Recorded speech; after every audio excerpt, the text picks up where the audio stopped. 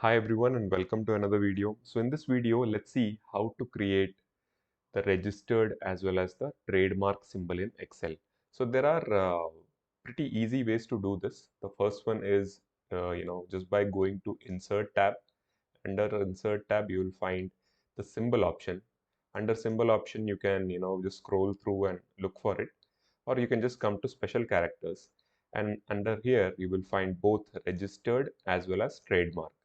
So you can just click here and insert.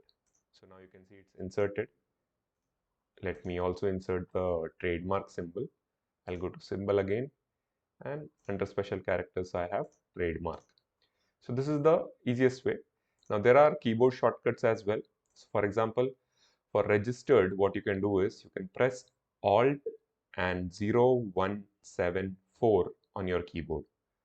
And once you release the Alt key, you will have the registered symbol for you.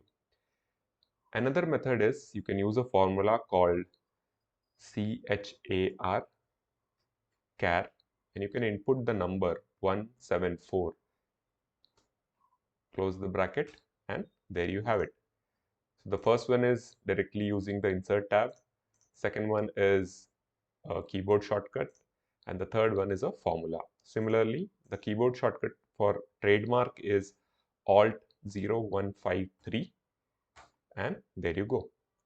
The formula for trademark symbol insertion is in characters, you just type 153, press enter, and your trademark symbol is there for you. So this is how you do it. I hope you enjoyed the video. And if you are yet to subscribe to the channel, please go ahead and subscribe. I'll see you with another video next week.